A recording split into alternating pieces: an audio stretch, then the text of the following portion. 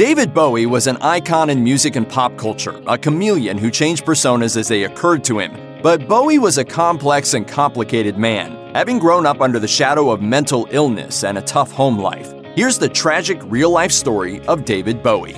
David Bowie's mother, Peggy Jones, was born into a family touched by mental illness, and she herself may have fallen victim to some degree. Mark Spitz, one of Bowie's biographers, noted that schizophrenia, quote, seemed to be seared deeply into the genetic code of Bowie's family. The behaviors associated with schizophrenia can seem hidden from outside view, only to be triggered by calamity. For Peggy and her siblings, there were two such forces, their mother Margaret and the Nazis' bombing of England during World War II. According to one account via The Telegraph, Bowie's maternal grandmother, Margaret Burns, was a cruel woman who took her anger out on everyone around her. Two of Peggy's other sisters had exhibited signs of schizophrenia early in their lives, but the nightly shelling during the Blitz in 1940, coupled with the idea of Hitler occupying England, exacerbated the girls' problems. Bowie himself wondered whether he would also fall victim to schizophrenia one day.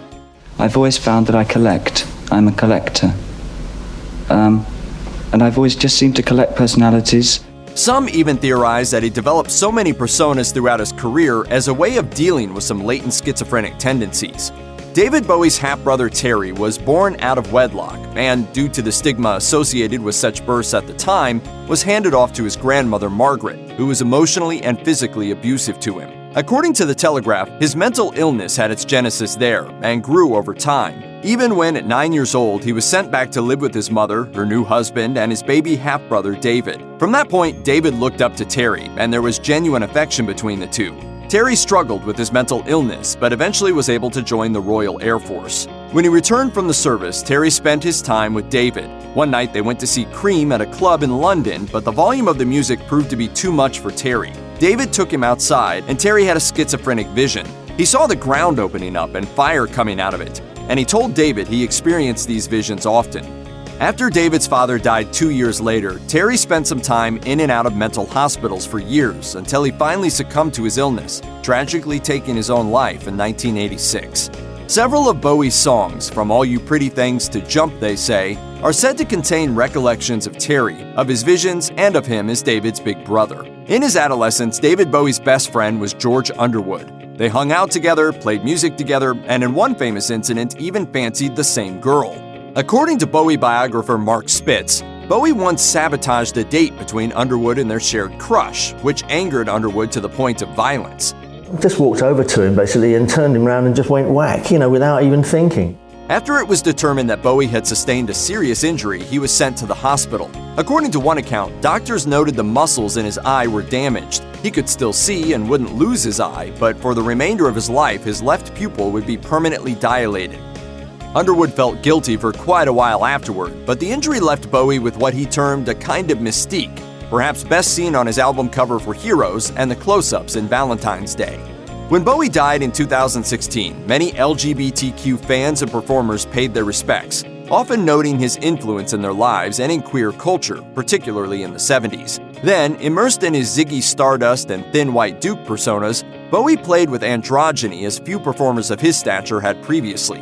When Bowie sort of did the Ziggy thing, I inherited Bowie.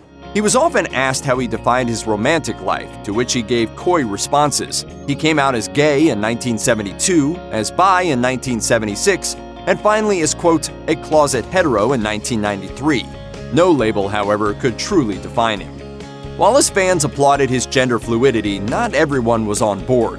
British law in particular had long viewed gay culture as an affront. In the 1800s, it was even punishable by death. Though laws were relaxed somewhat in the 60s, the lifestyle wasn't officially decriminalized until 2000, meaning when he came out in 72, Bowie was admitting to engaging in illegal acts. Bowie might have been born at the right time to be free to express himself, and he may also have been responsible for moving acceptance of it forward.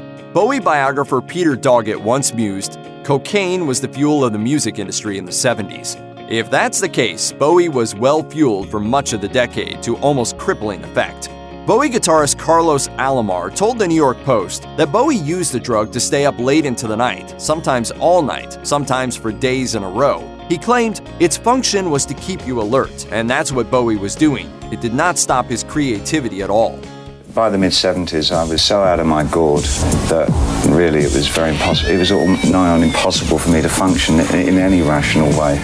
It did occasionally affect his performance on stage. While careful not to appear high in front of audiences, Bowie would sometimes forget lyrics, according to Alomar. In these instances, Alomar would abandon singing his own parts and sing Bowie's in order to get Bowie back on track in the song. But what cocaine did do, however, was sink Bowie into mental states akin to the schizophrenia that the other members of his family had suffered. Doggett wrote, "He spent a decade trying to avoid what his grandmother called the family curse, and then several more years creating his own form of psychosis with cocaine and amphetamines. So bad were his addiction and the related mental issues while making the film The Man Who Fell to Earth in 1975 that Bowie claimed to see what he called, quote, demons of the future on the battleground of one's emotional plane. Soon after, he moved to Germany to clean up. I do take a degree of theatricality when I go on stage all the time. In the mid-70s, certain aspects of David Bowie's thin white Duke persona gave fans pause, mostly for what Bowie himself described as the very Aryan fascist-type qualities of the character. In 1976, he told Playboy, "I believe very strongly in fascism. The only way we can speed up the sort of liberalism that's hanging foul in the air at the moment is to speed up the progress of a right-wing, totally dictatorial tyranny and get it over as fast as possible." He also likened Hitler to rock stars, particularly Mick Jagger, in the way he worked his audiences. And then there was the moment he was photographed waving to fans at Victoria Station in London in a manner that resembled a Nazi salute, per Politico.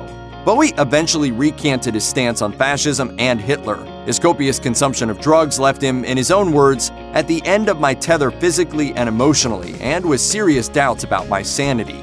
In truth, he was exhibiting the symptoms of cocaine psychosis. To escape the cloud that had descended upon him, he did what any great artist would do.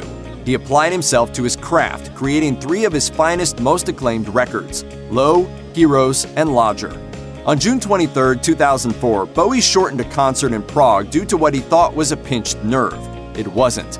2 nights later at the Hurricane Festival in Germany, Bowie had completed a final encore of Ziggy Stardust and collapsed before he could get backstage. He was rushed to the hospital and diagnosed with a blocked artery requiring immediate angioplasty. He remained in Germany until he was well enough to fly, and within 2 weeks was back at his home in New York. No one knew that the June 25th show would be his last full concert. He appeared infrequently over the next 2 years, singing with Arcade Fire at the Fashion Rocks benefit in 2005, performing with David Gilmour in 2006, and duetting with Alicia Keys at the Keep a Child Alive benefit in New York later in 2006. Bowie popped up here and there at benefits or fashion shows, but never again as a full-on performer. He disappeared from the spotlight almost completely until re-emerging in 2013 with his album The Next Day, though he would not play on stage or give a single interview to support the record. According to Rolling Stone, Bowie arrived to the first session of his final album, 2016's Black Star, with no eyebrows or hair on his head. He had been diagnosed with liver cancer and was receiving chemotherapy. He told very few people about it, preferring to keep to himself as he worked toward both beating the disease and creating a musical statement that would outlive him. Black Star's themes of death and the afterlife seem chilling in retrospect. He sang on the track Lazarus, "Look up, I'm in heaven, I got scars that can't be seen." Bowie didn't want word of his condition or of the forthcoming record's existence released to the press, so he had the musicians he worked with sign non-disclosure agreements. Guitarist Earl Slick, who had played with Bowie since '74, said such a step was unnecessary due to the musicians' admiration of Bowie as an artist and a person.